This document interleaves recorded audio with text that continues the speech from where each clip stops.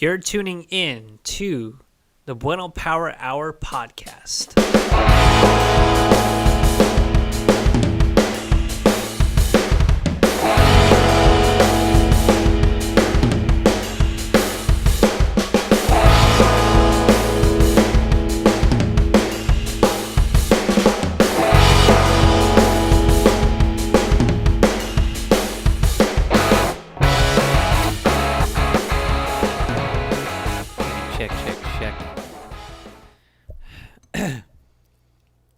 Guys, welcome to the last episode of the year of the Bueno Power Hour podcast. I'm your host, Arthur Bueno, and I am here with Jen, who had made some bread pudding with her best friend, Jocelyn.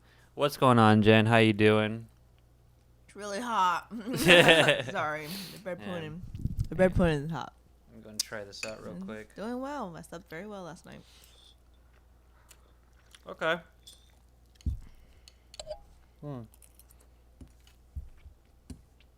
That's pretty good. I kind of like that. All right, so this episode's a little bit different from most of the episodes that I have done the whole year. I'm going to sort of just reflect back on what happened in 2019. I think the last episode that we did together was actually a food episode. Kind of talking about my experience, or our experience rather, in California. It's been such a long time since I did a podcast, just because it's been so unmotivated to do anything. And I think 2019, at least in this discussion, is probably going to be kind of one of the topics. We're going to talk about music, what we're listening to, the food that we ate. Let's see, kind of the ups and downs, maybe, kind of our frustrations and what happened in 2019. And also kind of our, I don't know, maybe our favorite foods of the year. If we have any, at least. Yeah, I mean, how'd you like this short California trip? It was good. I got my fish tacos. However, I did not get my warm Krispy Kreme donut. But I did have Krispy Kreme donuts, just not the warm glazed one. Had my In-N-Out. Had Korean barbecue. Had hot pot. It was pretty good. Yeah, that definitely. I actually went to California actually earlier this year to attend a friend's wedding. It was cool. Not something that I expected with the arrangement and stuff. It was actually kind of found out about everything sort of at the end of it, because we were sort of notified earlier this year to attend this wedding. I was a groomsman. Didn't really know what I was expecting, what I was supposed to do. The whole like ceremony was cool. It was loose, very relaxing, nothing too crazy. I know that my friend was pretty nervous though. But all in all, I mean, we had our fish tacos, or you had your fish tacos. I got my burrito. I had my In-N-Out. Oh my god. And I had some shabu shabu, but I'm starting to think that that type of food, the shabu shabu and Korean barbecue, like and maybe this is a hot take, but it doesn't seem like it's as good as I thought it would be in California. And maybe because it's in the northern region we were at, that we didn't really get to experience the good. Is that what it is? Yeah, because if you go to this like LA and stuff where all the Asians are, you're gonna get better hot pot places. Korean barbecue. That's where I had my first experience of Korean barbecue, and it was mind blown. Right. That's what I'm thinking. It's gonna be the case, but yeah. Anyway, I mean, I guess we can just start off on a topic, just sort of figure out what we're gonna be. I don't know, just wrapping up for 2019 because this is the last episode. This is the 30th episode of the Bueno Power Hour podcast, and I'm kind of surprised that the podcast has sort of lasted this long, and not so sure as to why. I haven't really been that motivated, but maybe I'm just so burnt out in 2019. Let's actually kind of just go with sort of the issues with 2019, I guess. Maybe. Take it away, Jen. What do you think you had issues with 2019? Or maybe your accomplishments. I guess the positive and negative of it.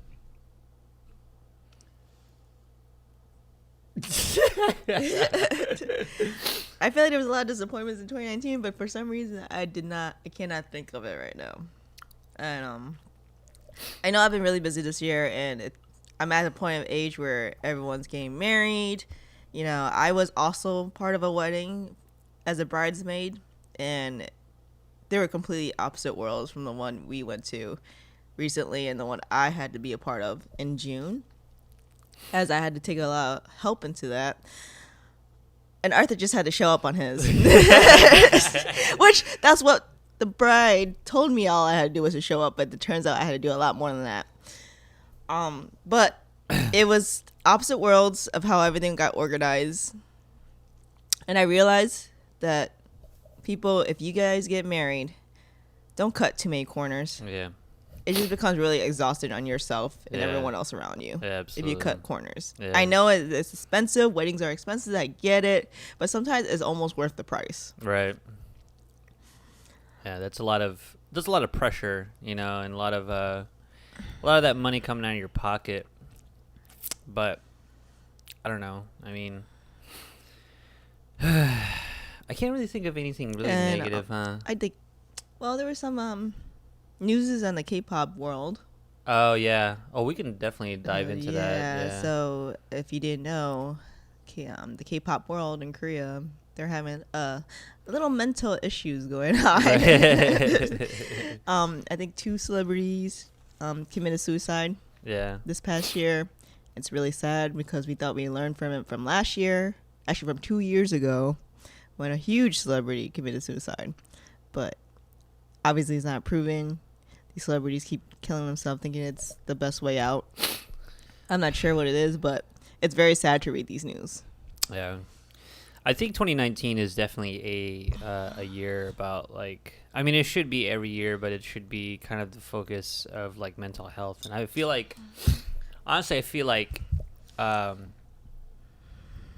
in the K-pop world, it being, I'm a current K-pop listener, fortunately, but I don't know like exactly the full scope of it as of yet. I'm only like on year 2 of this, and you know, discovering some of these groups and sort of seeing how they're now kind of going off in their own musically, artistically. Yeah, I mean, a lot of our celebrities in the K-pop world have been very much dealing with mental health issues, especially with an artist that Jen had introduced to me as Taeyeon, who even earlier this year, for I recall, was kind of like talking about her own mental health issues, and she's actually taking medication for it and whatnot. So yeah, I mean, 2019, I think, with a lot of, I mean, if we're talking about like, you know, life, like outside of our lives, you know, we're just kind of observing, like, mental health is really important. I'm a big victim of that. You know what I mean? I think 2019, I realized that I was burnt out on everything. And I can't tell you how frustrating it is being a creative, doing that. You know what I mean? In the K-pop world, since I'm still like kind of understanding it, man, like what the fuck, dude? You know what I mean? And especially the whole scandal with Sungri too from Big Bang. From Big Bang. I'm gonna explain to that, Jen, seeing what's going on with that. I don't even know what the latest update is, but if you do Google search Sungri's scandal, And Sungri is part of a really huge boy band named Big Bang. And that's one of my favorite bands, my favorite group from K-pop. And there was this huge scandal with Sungri, one of the members, about his club being used to, like, I guess, like, other celebrities that he was associated with were taking videos of them. Kind of like a sex yeah, scandal. like a sex scandal. Like they were taking illegal footage of them with girls. Yeah. At the club. And so he got pulled into it, and it became this huge scandal. I don't know what the latest news is, but at the beginning of it, of course, the media makes it look bad, and I didn't know what to believe, because if he really did what he did, then he's a scumbag, right? Right. But we can't believe what the media says, and Right. at this point, it turns out a lot of the allegations against Sungri are false. So where are we at this point? Is Sungri innocent? Is he guilty by association? I don't know. Yeah. But a lot of his fans are saying apologize to Sungri. It's a new hashtag, because it turns out he's probably been innocent this entire time. Yeah. And it's crazy because it just ruined his whole career this year. He had to leave the group. He had to leave the label he was in. Mm-hmm. He had, like, a lot of his stuff just got destroyed. Yeah. It disintegrated because of the media, having it to be when you have when you have kind of just these issues with with the K-pop world, especially with celebrities getting sort of pulled into the media for like certain allegations and just blowing it up. It's kind of almost the same thing here in North America, unfortunately. But yeah, right now Jen actually needed to take a quick break, so I'm kind of just gonna talk a little bit here. When it comes to that, Sungri's like allegations of a sex scandal that had happened in his own club, from my understanding, I think having video footage recorded illegally in regards to these acts, and him being involved with the scandal being completely false. There's just been a lot of those kinds of things, especially in the K-pop world, where the media will, dive into that and just, do what they can to like make the buck, expose these celebrities in such a way where, they can, you know what I mean? I don't know what it is. Like, I don't know what the fuck it means to them for crushing celebrities' reputation. I don't know what the hell their issue is. I don't know why they fucking do that, but it's kind of just strange. But I tell you this though, being able to kind of see some of these celebrities that have been out of the game for a long time, and speaking about Big Bang, and their affiliate of YG, we got to see some of your girls is comebacks. Park Bomb. Heck yes. In March. In March, man. Former To Anyone member, Park Bomb, came back with the attack. Rise from the ashes. Oh my god, man. She came strong. What was the song name? Spring. Spring, featuring her other To Anyone member, Sandara. Yeah, absolutely. So, I think the first time we got to listen to that, you know what I mean? I think that kind of it sort of ensured that she was back, and she was here to stay, and she is here to like actually, make a presence back into the K-pop world. You know what I mean? I'm gonna say something. The one thing I regretted a couple of years ago was not going to Anyone concert. I had the choice to go, and I said, no, I'll go see him next time. And then what happens? They disband, and I just thought they would never be back together. And here we are this year, 2019, where a lot of them are making their comebacks. And time and time again, they show that their friendship is strong, their sisterhood is strong. And it just makes me proud to be a 2NE1 fan. Yeah, absolutely. But, I mean, that song hit so fucking hard, man. I swear to God. That was probably one of my favorite songs of the year. It's a little good leeway there, you know. We're speaking about like musicians, you know, kind of coming back in the K-pop world. Again, I just got affiliated with it. We actually got a chance to watch Tiffany Young perform earlier this year. Tiffany Young is probably... That show was actually really wild because here's a big K-pop star who is now trying to make it here in North America, which I'm pretty proud of because you know what? She's making her rounds. You got to give her that. But let me ask you this. Why the hell does she like to tour when it's like freezing cold outside? Beats me. I don't know why she likes to do the winter or the end of the year. I have no idea. But we stood in that line for almost 8 hours in the cold, the freezing cold. Yeah. Frozen.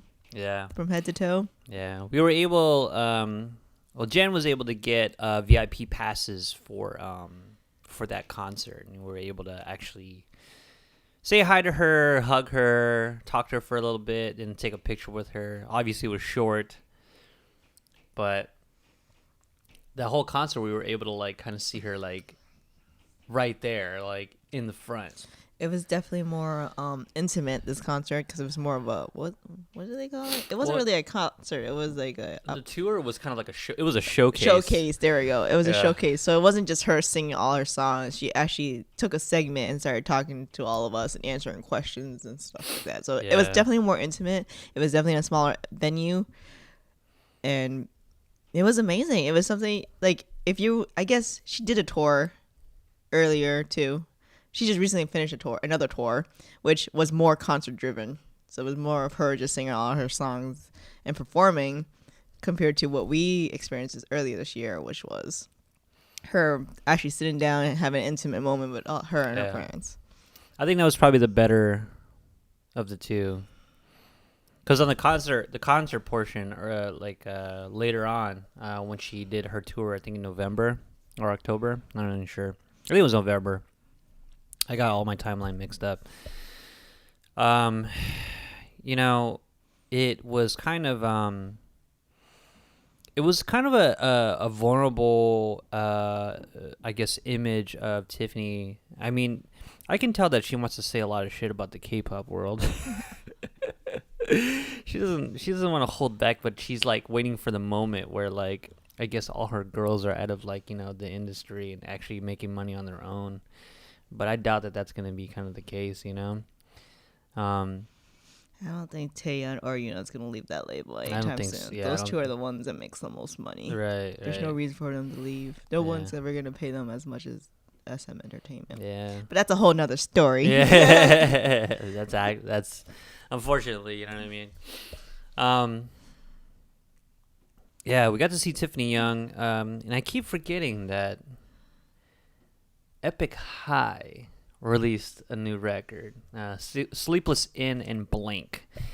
Probably one of the most prolific records for me, because we'd be spinning that like. I was just listening recently. Yeah. Was it Friday? Yeah, Friday on the way to work. I was listening to it recently. I was like, let me listen to Epic High. It's just the right mood for a wintry, cold weather day where you just don't want to do anything. It's definitely the right mood for that. Yeah. We got to see them perform too. Talk about world changes. It's all hip hop. It's definitely different from what we saw from Tiffany. Opposite worlds. Yeah.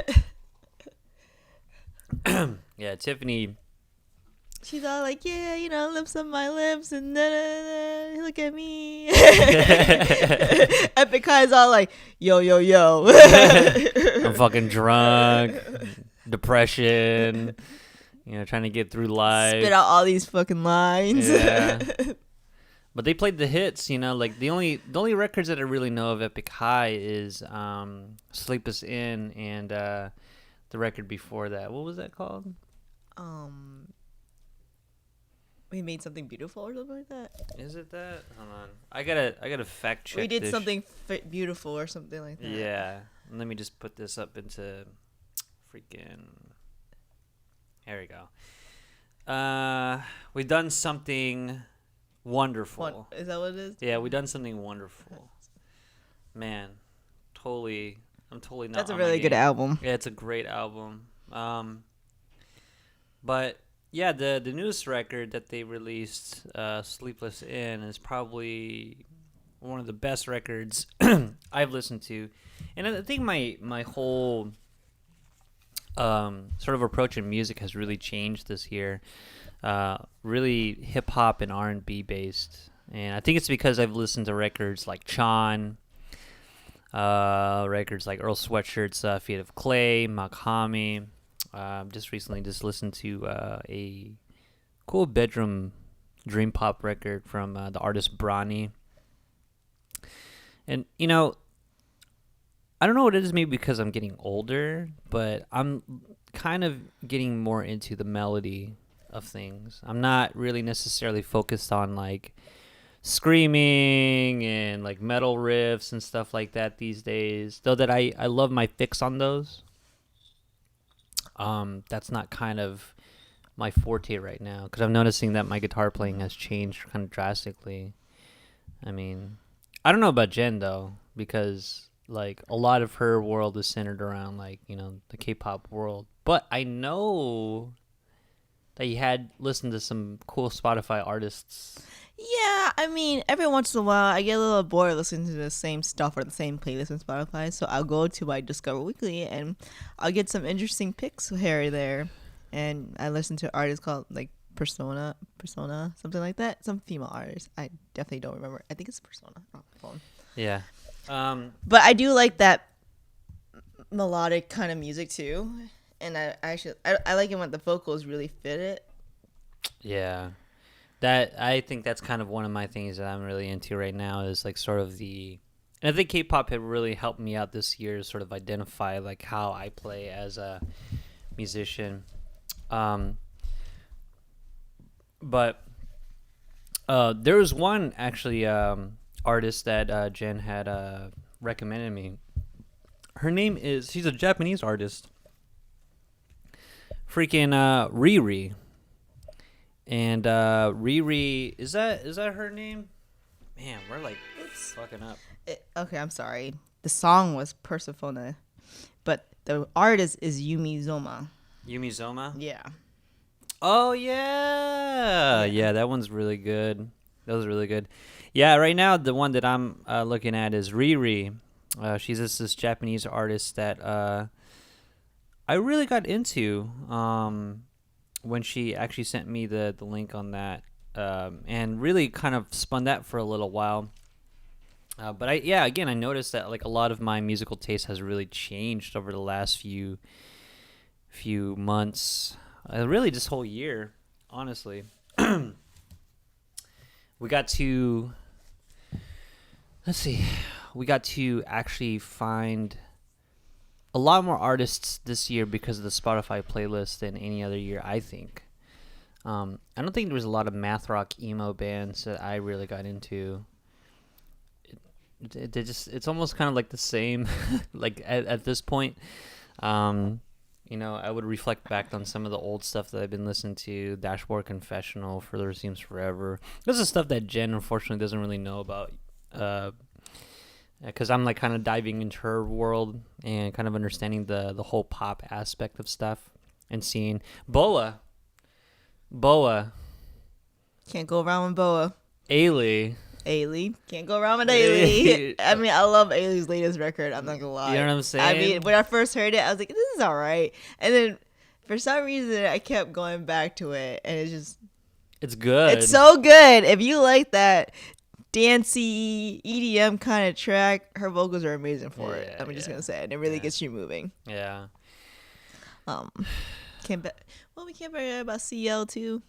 Yeah, CL is the thing is that the record, her recent EP release, because it was just released just about maybe a couple of days ago. It's old music. Unfortunately, it's old music. It may be old. It's new to us because she never Yeah. released it. She never released it because of I don't know if it's because of circumstances, but yeah, she definitely it definitely was good. And CL is also part of 2NE1. Yeah. She was the leader. Yeah. So that's what I'm saying. My fangirl heart for them is like pounding for them. Mm-hmm. Minji, also the other member of 2NE1. There's 4 members: Dara, Park Bom, Minji, and CL. And yeah, Minji just released a track earlier. I think we were supposed to watch her. Yeah, and then she rescheduled because she wanted to like perform that track. Yeah. In front of everyone, and so she scheduled the dates, and I didn't get the tickets for the next date she had. Unfortunately, but I mean, we got to, we missed that, and hopefully maybe someday we can actually see the whole, like that whole collective, like, perform as well. But you know what? Let's talk about your favorite artist. Which is who? I don't know. You don't know your favorite artist? Damn. So, motherfucking Taeyun this year. So, she released a new record maybe about a couple of months ago. October, right? And it was titled Purpose. So, I guess we can just kind of review that record for the most part, because this is actually the most spun out of Jen's playlist of things for 2019. Mind you, she's a big fan of her work, really relatable, as far as like kind of like circumstances, life, love, happiness, mental health issues. If you go to her Wikipedia, she's described as, she sounds like she sings because she got divorced 7 times. I swear to God, that is from Wikipedia. Yeah, it's incredible because like there's a lot of feeling into her work. And so I remember I had spoken with Jen about this record, and the more I listen to it, the more I kind of like understand sort of the concept of it, where it seems very, very wintry, it's kind of a dark record for what it is. I don't know, man, very jazzy inspired, but it's one of those kinds of things, like even the one track, Better Babe, which is like such an influence of like The Weeknd and whatnot. If you haven't heard of The Weeknd, you guys should check that out. Check that artist out. I mean, this whole record is pretty solid for what it is. 37 minutes long, doesn't overstay its welcome like most artists do. Every track is a hit. Yeah. Listen to the whole thing all at once and not feel like you need to skip a track. I think my biggest complaint about the record is that, like, in some instances, it seems like it's a little too safe for my liking. Not to say that, it wasn't like a solid record, but we've definitely heard Taeyun kind of perform these like types of songs in previous works. Very vocally. It's vocal driven. It's dark. It's jazzy. She's like really a jazz singer if you really think about it. Yeah, I mean, like when I listen to that album, I really think I see her like at a cafe or something, and she's just on stage singing. Yeah, like nothing huge, just very intimate, drinking, low key kind of venue with her singing. Yeah, drinking her drink. Yeah, seeing people in like a smoky bar and shit. Yeah, like pouring her feelings that out. That album is what defines. Like it's just when you listen to the album, that's what I see. Because in her first album, it's definitely more sad. I can cry in that track. One of those. If I had like the worst day ever and I listened to her first album, I can definitely cry because it's so sad. That good, it's that good and so sad, and you can feel all the feelings. This one, it is sad, but at the same time, it's not. as sad. It almost gives you like this weird hope at the end. Okay. You know what I'm saying? It's Yeah. not like at the end of the song, it's just sad. Right, absolutely. No, it gives you like this weird hope where she's just like, it starts out sad and then at the end, and you're like, oh yeah, okay. Yeah. Okay. Yeah. Like it doesn't leave you. It makes you feel okay. Yeah. Like, all right, cool. It doesn't like resonate like throughout the whole day where like the down doesn't like drag on like after listening to a record. And I think that's what I hated about like most of the records I was listening to like for the last few years, especially when it's like really depressing stuff and it sort of just like leaves you feeling empty. Like that's not a good feeling, man. No, like that's not a good absolutely feeling. not. But I craved that at one point just because like it was just so good, like the concept of it. Now, like I mean, I know I stated that this is like a body of work that we've experienced from Taeyeon before, but I can't deny that the work is really, really, really freaking solid, man. It's a solid record. The record definitely has good spots, at least for me. I mean, the whole record's solid, but I think my favorite, song from that was City Love. Because there's a nice little groove to it. The guitar and the bass, like, really, like, kind of, they really bring that track together and it touches the piano and sort of like the drum beat, everything about that and the way how she delivered, she slid into the song, with her, like, nice vocal, you know what I mean? I think I figured it out. I feel like this album, it doesn't feel like she's alone. Her first whole album, she sounds like she's so alone, right, heartbroken. Right. That's like where sounds like she's divorced 7 times. Like Right, she's yeah, been divorced so many times. But this album, it doesn't feel like she's alone. It's sad, but doesn't feel like she's alone. Right. I think I would love to see her doing something a lot more different in the next. I mean, SM Entertainment's probably not going to do it because they're the ones that really, it's her and the label that decide, like, they have to come to sort of a consensus together and agree, like, what sound will be next for the next records and stuff, I know that the other GG members released music this year, but it was so forgettable, dude.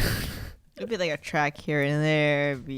I mean, let's just admit it. Girls' Generation, everyone always go to. They always know who the vocals are. Yeah. Taeyeon, Yeah. Jessica. Yeah. Unfortunately, Tiffany. Tiffany had, I would say, a really good EP when she was with the part of the group before the bad stuff happened to her.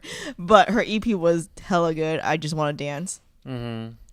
But then if you go and compare it to like Soyeon's album, it's alright. Yeah. That was a couple years ago. Yuri's album, that's alright. Yeah.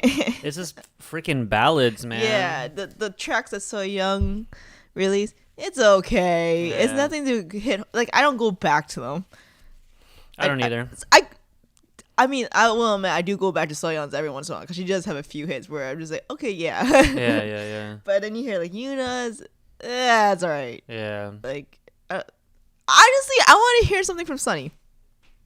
I want to hear something poppy dancing from Sunny because I know her voice fits that, but I don't think singing is in her main goal. I don't know what it is. Probably doing variety shows and stuff. I don't know what she's really doing, but Yeah. I feel like her vocal range is really good for like poppy dancing music. Yeah. Because she has a really good singing voice, but she doesn't really showcase it as much. Well, Hyoyeon is like. Oh yeah, no, there you go. Hyoyeon could do it. Hyoyeon. There you go. That'll be the only other member that I like. Yeah. Hyoyeon is probably. But the thing figured is, it out. she's so different from like the whole group. But she man. figured it out. Yeah. She's a DJ now, and she's like. I mean, she collaborated with some awesome EDM artists. Yeah, I have Like- to admit, she really knew what she could probably create a record for GG if they were still around. It's like, you know what, we're gonna make this a dance joint. The whole record, boots. You know what I mean? I would say, yeah, her music is really good in the summer. Right. I'm so punk right now. Dude, it really hits. It really hits. It's one of those kinds of like songs you play in like on a runway. if you want to look like Definitely a feisty. very, very clubby music. Yeah, very clubby, very runway music. If you want to be that feisty bitch, man, you know what I mean. Which is cool, you know. Hyoye and I got to give props to. Yeah, I mean, really the busiest people I think in our world that we've been very happy with is really the 2NE1 members and like, you know, the affiliates of YG, like Epic High. Epic High is Epic's not part of YG anymore, but yeah. well, it used to be. Yeah. Former affiliates. Let me just correct that. As former affiliates of YG, Epic High.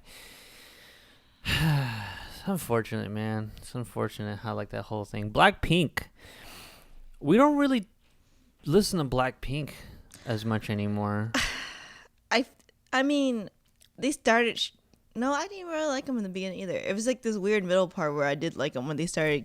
What is it? The Pink. Which album was it that I have? A Black Square or something. Yeah, like that. that's when I really liked them because the music on that mini album or EP was really good. But like, I didn't like their opening, their their debut song. Yeah, Square Up. Square Up. Yeah. That's right. Because that one hits. I love it. And that was from last year. Mm-hmm. But every time they release something new, it's really not the same. Unfortunately, it's not. I mean, there's just a lot of. I mean, the collaboration they did with Dua Lipa was pretty fire, but that was like a while back. You know what I mean?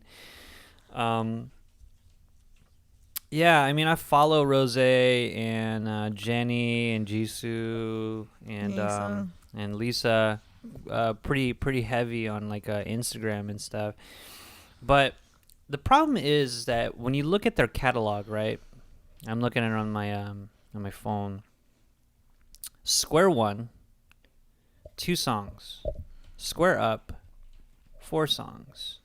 Kill This Love, which is the newest EP. Oh yeah, that one. Yeah, I didn't care for that one. 4 songs in a do remix, and it's like this is not enough. You know what I mean? This is totally not enough. Like, what are you guys doing? You guys need to cut you need to cut a record. You know what I mean? If you look at like the discography of 2NE1, there's like still a collection of singles here, but at least they were busy. They have music that, you know, they were able to perform, and like the concert. I don't know how long a Blackpink concert is. I mean, I feel like they do cover songs. That's what it is. That's not cool, man. Yeah, like do you really want to see artists performing other people's like song, work? or do you want to see them perform their own work? Right. Okay, you can go to the bar. You know what I mean? Like, I mean, we had the chance to go see him too, and I think I said the same thing. I was like, I don't understand how long their concert. Like, what are they gonna sing after they sing their 4 or 5 songs? Yeah, it's unbelievable. It's unbelievable, man. You know, I can't even like fathom that. But that's really the music we've been listening to. I mean, in my kind of end, just looking at like sort of the playlist of records that I had, you know, listened to with Earl Sweatshirt, Makami, Freddie Gibbs, some of that just boom bap stuff that I've been listening to for quite some time. Danny Brown's newest record, You Know What I'm Saying. It's really just been hip hop and like instrumental stuff. A lot of like the emo math rock stuff that I listened to back then. Oh. Yeah, hello. We got the most important album of your life right now. Yeah. Okay. Well, and I just, you know, this, I wish we were a lot more organized on this, but, you know, we're just doing this on a whim. 88 Rising. Okay. 88 Rising is a collective. I guess it's a label, a collective of artists that I really got into last few years. So there's a song from from Rich Brian and Chung Ha, These Nights. Oh my God. Oh my God. Shit's a banger, dude. It's so good. You know, Nikki and Fum Viforit, I think that's how it's pronounced. Joji, Jackson Wang, Higher Brothers, Like this whole record, at least for me, is really, really, really good. A couple of like, misses though. Like the song "I Love You 3000" is a pretty cute record, or jam with Stephanie Poetry and Jackson Wang. Rich Brian did pretty good. Joji did pretty good in this record. I'm a big fan. I love Nicki. Nicki's pretty fire. Higher Brothers is really like coming up for me too. They're a Chinese hip hop group that they speak the language, the Chinese language and the English language. They speak Mandarin. Beautiful shit though. They're so good.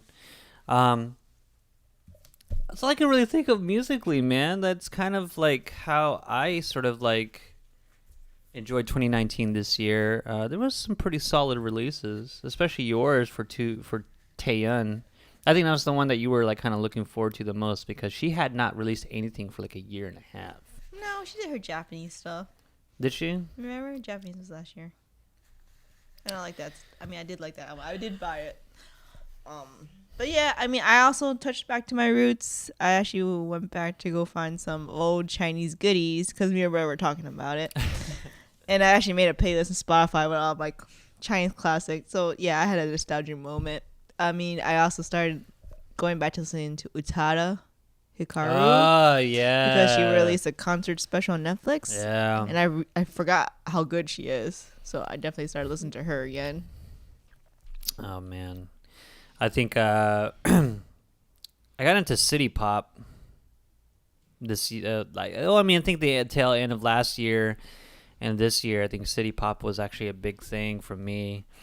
I've been really liking the 80s, fortunately, and kind of appreciating the sort of aspects of 80s. Like, we actually listened to some Whitney Houston stuff like a while back, back in the 80s, and her vocal range was just fire.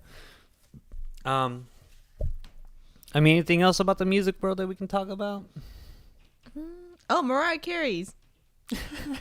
I know, weird, right? That was like out of left field. I get it, and it's funny because it all started with Ariana Grande. Thank You Next. Obviously, that was an older album, but we started listening to it earlier this year.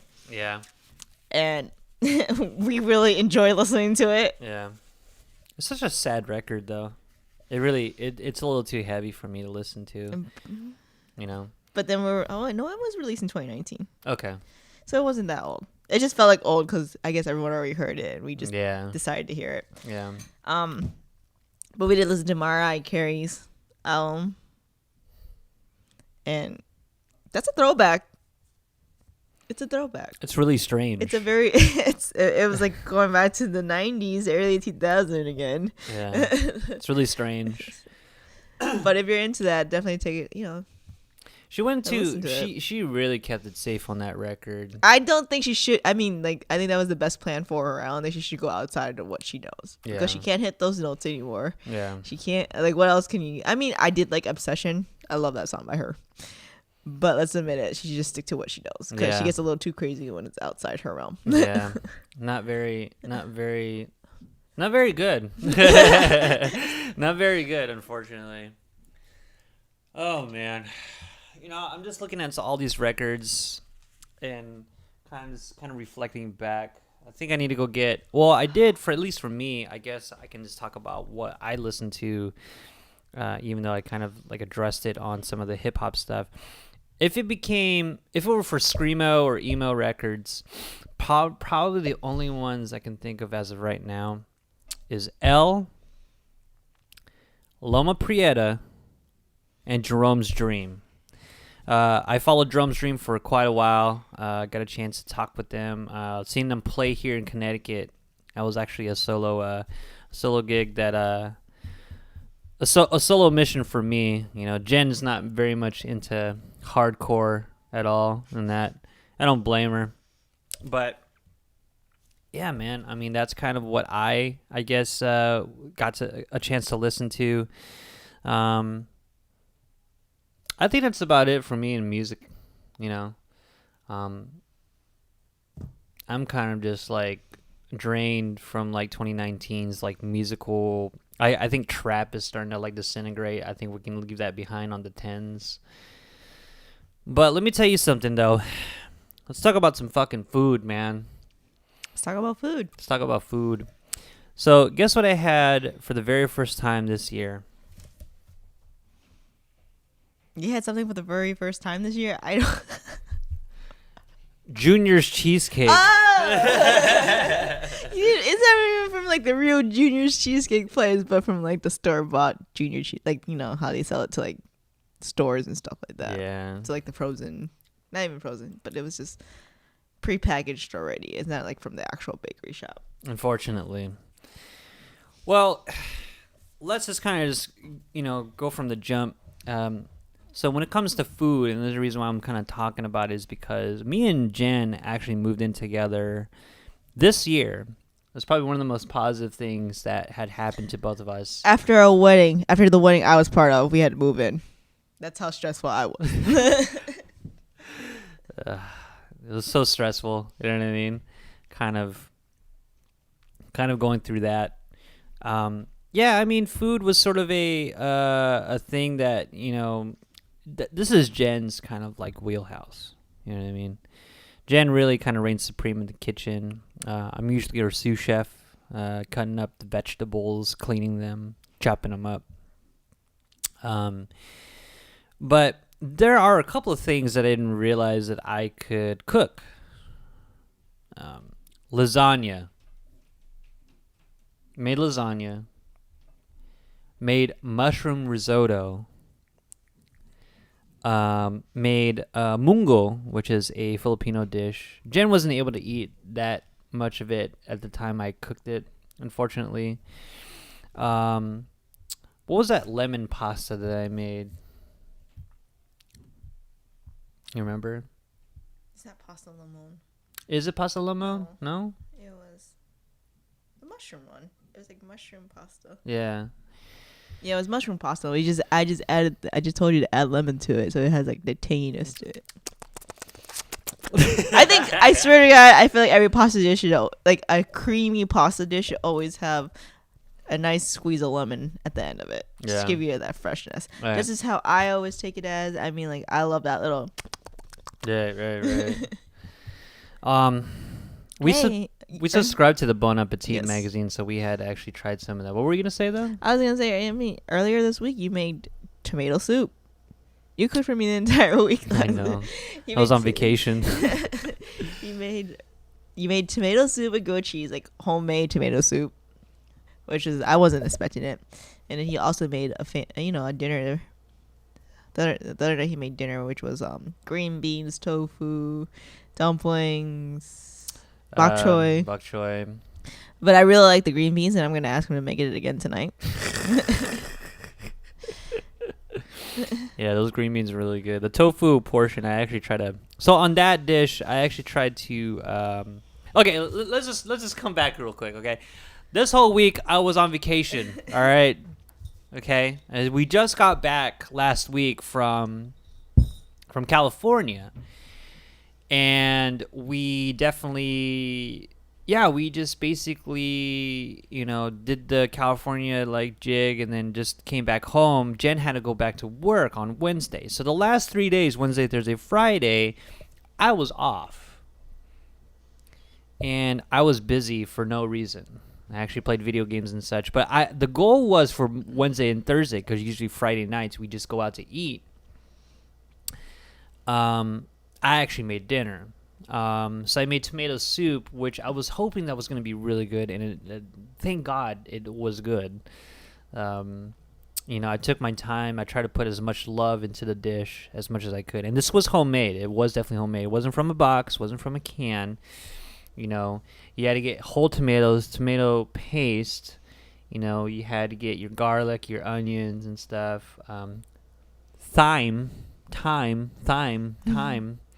Why do they call it thyme? It's time. Thyme. Boil that, for a while, and then like blend the shit, and then put it back into the pot. Like I never thought I would be doing these kinds of things, but I took the risk and I did it. And made the grilled cheese. The other dish was the bok choy, green bean, dumplings, and the tofu. The tofu I kind of messed up on because I used dark soy sauce and regular soy sauce, and it was really, really, really salty, unfortunately. So that's a dish I want to kind of remake again, and make that crispy, crispy, crispy, but soft vegetables. You know what I'm saying? Um, dude, Jen's juk. Let me tell you something about Jen's cooking, okay? Let's just put this on the record. She can be a vegan. If I wanted to. If she wanted to. But, you know, she cooks for me all the time. So I'm lucky. I'm a lucky guy. You know what I mean? She knows how to cook.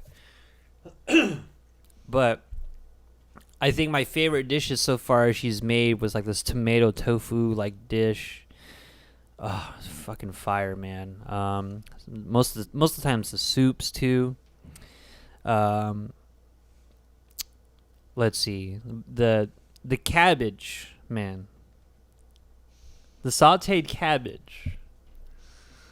That's my favorite. That shit is so good, That's dude. definitely my favorite. Yeah. The salted cabbage and garlic. Yeah, you can't. You have to have it. And this is what's funny is that low key Jen's like a chef.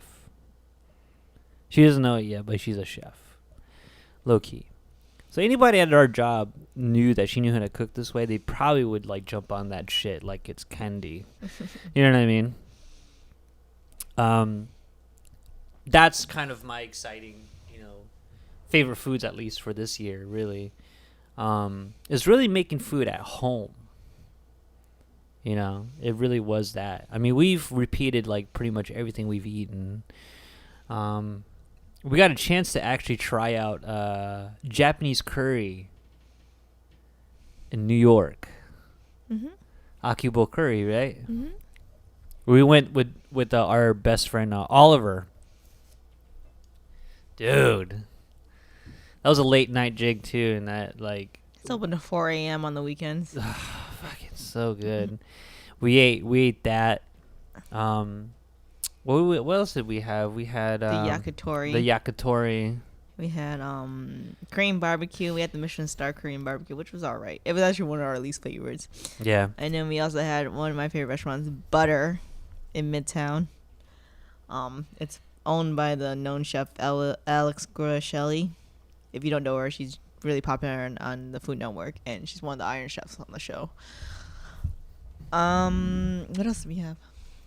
I think. Oh, of course, our brunch spot, Ruby's. Yeah. Mm-hmm. That was probably one of our favorite brunch spots in New York. We have to actually go back there sometime soon, man. Hopefully we can actually make an effort to do that. Oh, we've been to Cad's Deli for the very first time, which is a known like touristy spot. It's the deli shop that's on what's that movie? When Harry Met Sally. That scene. Yeah. So that's where they take place is in that deli shop, and they're known for their pastrami, of course. Yeah. That was really good.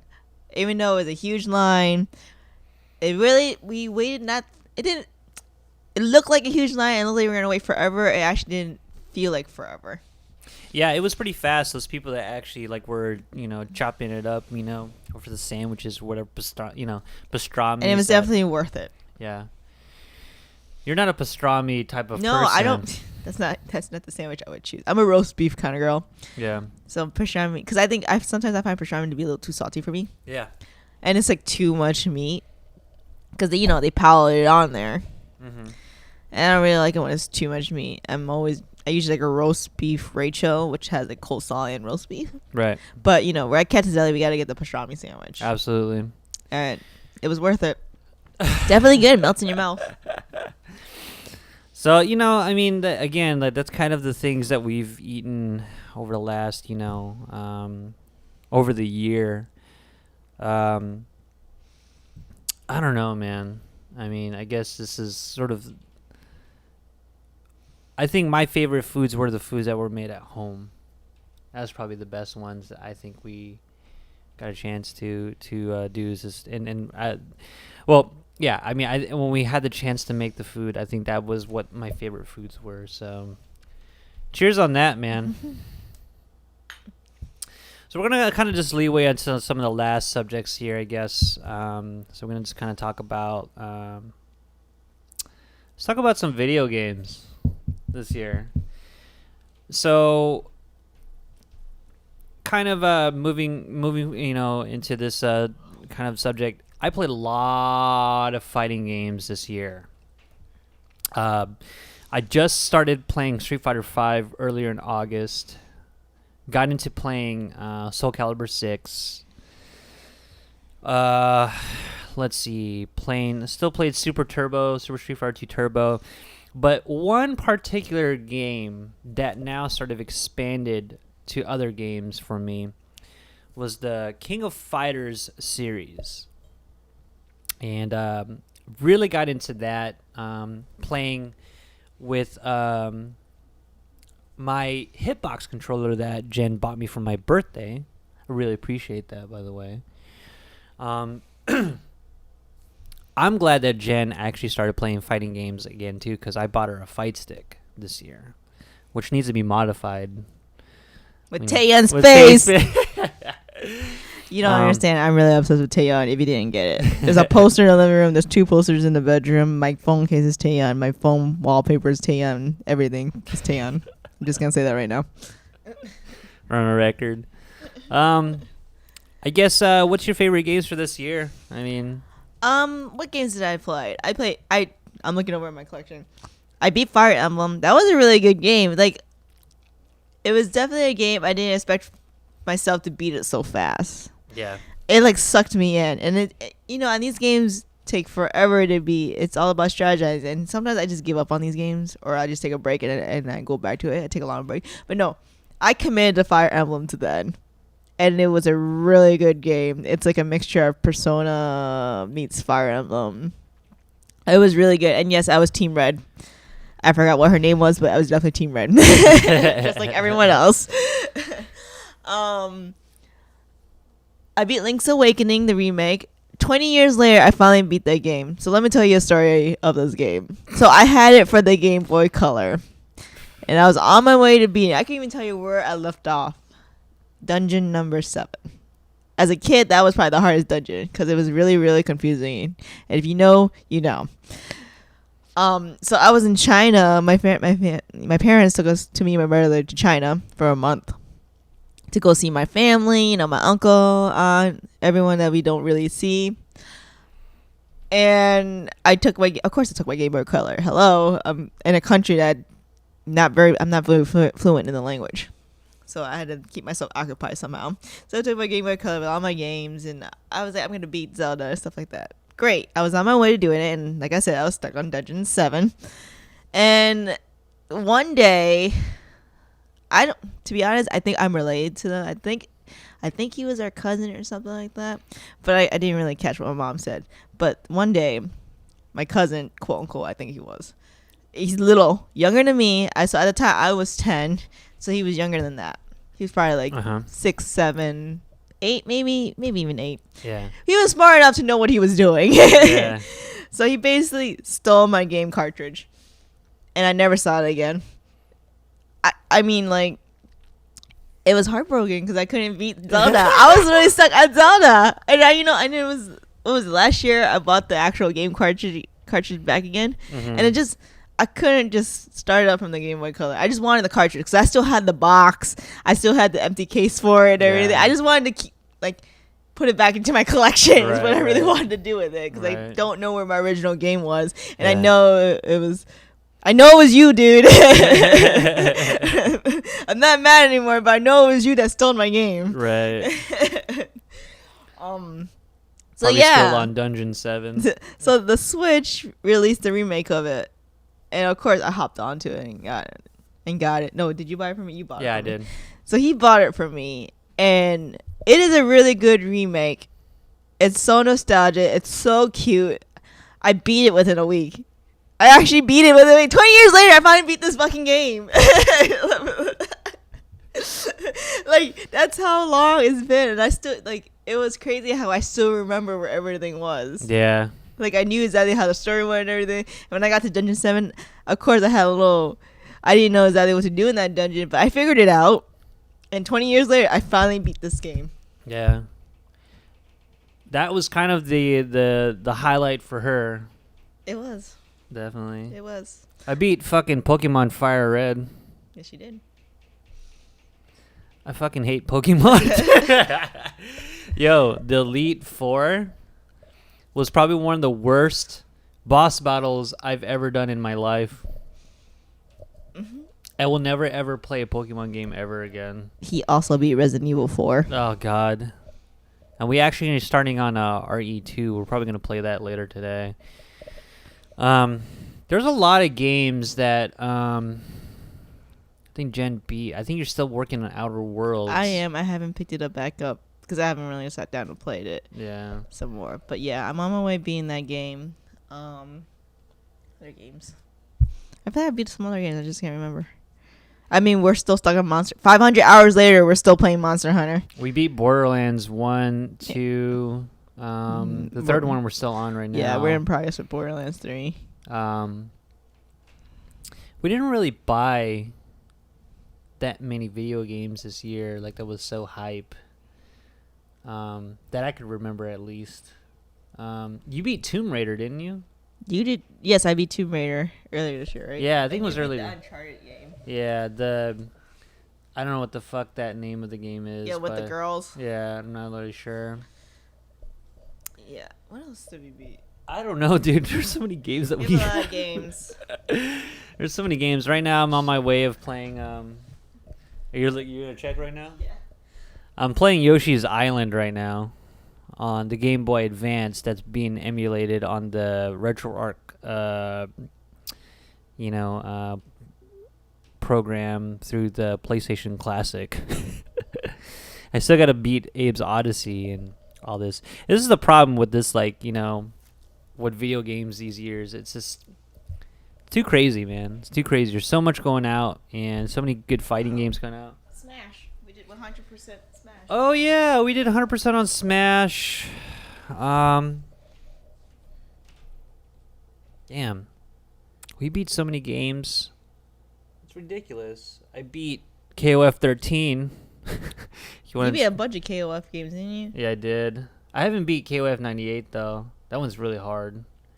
I'm probably gonna try attempting that here pretty soon. Did you beat one of those Terry games? Not Art of Fighting. Fatal Fury. I think I did. I'm not even the sure. one that geese fell, right? Yeah. No! We're actually playing Smash Bros. I was just playing Terry the whole night. So good. I don't know, man. I mean, that's pretty much really what we've been doing this whole year is really get into video games like hardcore.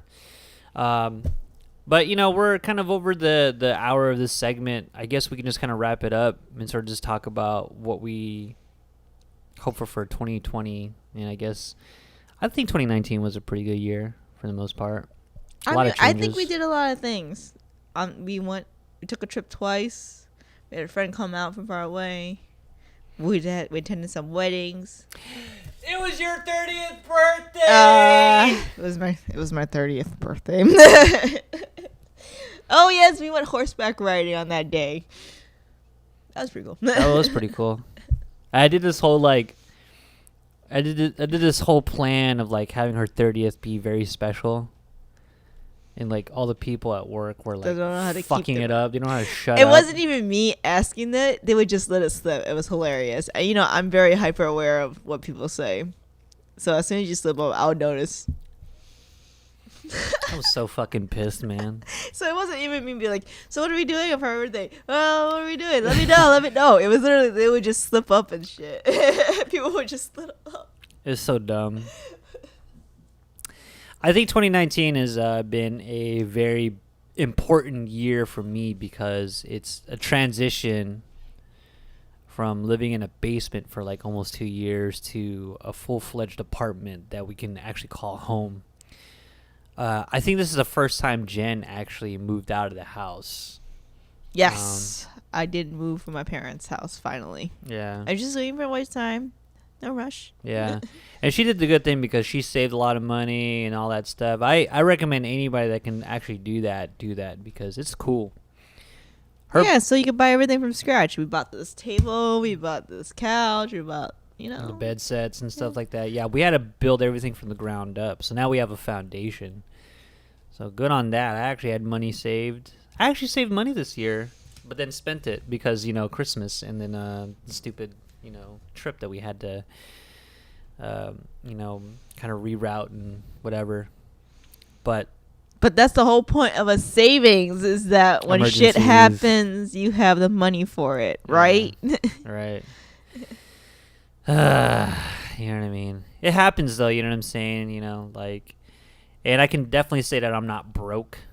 I am not broke. Still having, kind of, I'm still trying to figure out a different way of like saving and, kind of managing money this year. Dude, we had a pretty good year. 2019 is a very important year for us. I didn't realize that, man. Wow. Just imagine, I was in a basement for 2 years, and now in like an apartment with you hanging out, playing video games. This is nuts, dude. You guys don't really understand like how bad the situation was for me. But look at us now, man. Look what we did. We fucking rocked it, dude. We fucking rocked it. I'm looking around like I'm like, damn, like we actually did it. And last night we did a bunch of baking. Yeah. We could actually have friends over without feeling awkward. You know what I mean? Mm-hmm. That's the best part. I think what I need to do this time, like on the 2020, is actually go out and see people. Because I don't really have any friends in Connecticut. You have friends. It's just friends that don't, like, you guys don't hang out outside work and stuff. Unfortunately. Well, in my in my main jig, I don't have friends what there. happens is he gets invited to stuff and he's like, I don't really want to go. Or something. Wait, we're supposed to go to a holiday party? I totally forgot about it. And you know what happened? We played Monster Hunter that night, like till 12 o'clock at night. It was like almost 1 in the morning. 1 in the morning, yeah. I just remembered it too. I know he said it to me, but work has been really hectic, so I don't really, and I was just not having it. Like I think I was making myself physically sick from all the stress at work. And so every time I came home, my brain would just be like, blah. Right. Like, you have to tell me what to do right now. Right. It sucks because like when I come back to work tomorrow after this, at the time of this recording, I'm gonna have to deal with all that stress. But whatever, can't be negative about it. I think what happened to me this year too is I actually had to change my attitude on a lot of stuff. And when you stop being such a negative nester, you know what I mean? And not to say that, being real about stuff, you shouldn't give that up. You should just, like those Instagram people that are like, talk about prolific shit all the time, but it's a portrait of their face. It's like, nah. You got to be realistic about things, but you also got to like have some sort of optimism on most things that you do. It doesn't have to be overly optimistic. You just have to really be focused. You know what I'm saying? And I think this year has sort of just helped me to kind of understand that like you can't be negative all the time, because that negativity becomes like what you look like. Like if you look in the mirror, that's what you're gonna look like. For me, I think I like to joke around and I like to be positive and shit, you know what I'm saying? But I also have to be real about stuff and like know what, shit's real, you know what I'm saying? Like shit's fucking real. And I look in the mirror every day and I can safely say that like I wasn't an asshole to anybody. I wasn't a piece of shit to anybody. I wasn't, I didn't say anything bad about people unless they deserved it. You know what I mean? I'm not on Instagram talking about prolific shit all the time. I know how to be vulnerable a lot more. And I need to break out of my damn shell, man. I just don't go out because I'm so comfortable coming home and just like, you know what I mean? And what's cool about this year is it made me realize that in this relationship, I'm part of a fucking team. You know what I'm saying? It's a team. You know what I mean? Like, we're in a team. We're actually, like, doing shit together and actually, like, trying to figure shit out together without even knowing what the fuck we're doing. You know what I'm saying? So 2019 can suck ass for, you know, a lot of, like, the negative that had happened, but I can also be thankful that we can close this decade and knowing that we fucking rocked it, man. Tell you the secret about handling stress at work, especially with your boss. Laugh. That's it. I joke with my boss, even though I am so stressed to my head, if I will make my boss laugh, and that would make everything better. And you know, it's funny because every time I go to my manager's office, and every time I come out, it's always me and her laughing, and everyone even notices. It's like, why do you guys always laugh when you guys are meeting together? I was just like, I'm gonna tell you right now, laughter makes the time go by much faster. It also elevates a lot of shit because, you know, when you're stressed out, that shit's a physical, like, you know, it's a physical beat down into your body. You know, it's just like mentally, it's a beat down. You know, it's not cool, man. And I think we can both learn and safely say that since we've changed our attitude over the last, you know, this whole year, really. There's a lot of changes that Jen had made. I mean, you just can't be jaded all the time. Yeah. You can't be jaded all the time. Of course, you're gonna be miserable. Of course, you don't want to come to work. Of course, you don't want to get up in the morning. Of course, you don't.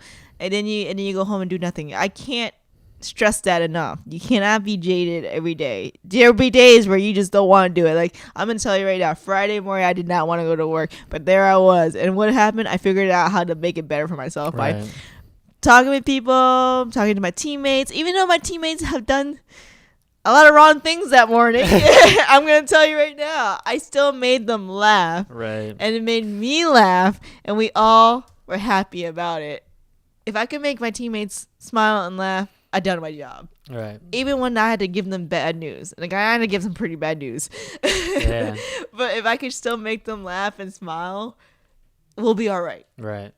That's it. Right. I'm not going to keep them as, I'm sorry, and then have them be in a bad mood all day. No, Yeah. if I can make you laugh and smile, why not? Right. Even if I have to put my own misery out there and make them laugh, that's fine. Because you know what? We're in it together. Right. Yeah. So I guess sort of to end the podcast episode, you know, with all what we've experienced throughout this year, I think we've definitely had a pretty damn good year. Even though, like, I wish a lot of things could have been better. Artistically, for me, it could have been better. But I realized how burnt out I was. So I needed to focus on other things. You know what I'm saying? What do you think your focus is going to be for next year? What's your New Year's resolution? I don't do New Year's resolution. I just think you should just be a better person every year. Do better what you did than last year. I mean, this year I accomplished being a supervisor. 30 wasn't so bad turning. I made it. I've accepted stuff in my life that could happen, you know, like it is what it is. We're getting older. We can't just keep thinking about the past. So my New Year's resolution, is to do better than what I did last year. Hoping I can actually be a lot more creative. I think I'm going to start working on my photography shit again. And that's about it, really. Being artistically driven again. Any last words before we end this year's podcast? 2019 was all right. It was good. Like I said, just do better than you did last year. Yeah. Yeah. Yeah. Yeah. Yeah. I think my last words, guys, is, you know, don't be an asshole. Try to love each other as best you can, even though you know each other. Don't shoot anybody. Don't beat anybody up if you don't deserve it. And you know, try to Try to do the best you fucking can. What an episode, huh? Kind of draining. We're going to go ahead and get ready for the day, I guess. Guys, thank you very much for tuning in. If you like this episode, go ahead and hit that like button. And if you want episodes like this every Monday, which I haven't really been doing every Monday, but I'm going to try doing it more for next year. Go ahead and hit that subscribe button. And as always, thank you for joining me and Jen on this episode of the Bueno Power Hour podcast. See you later. Bye, guys.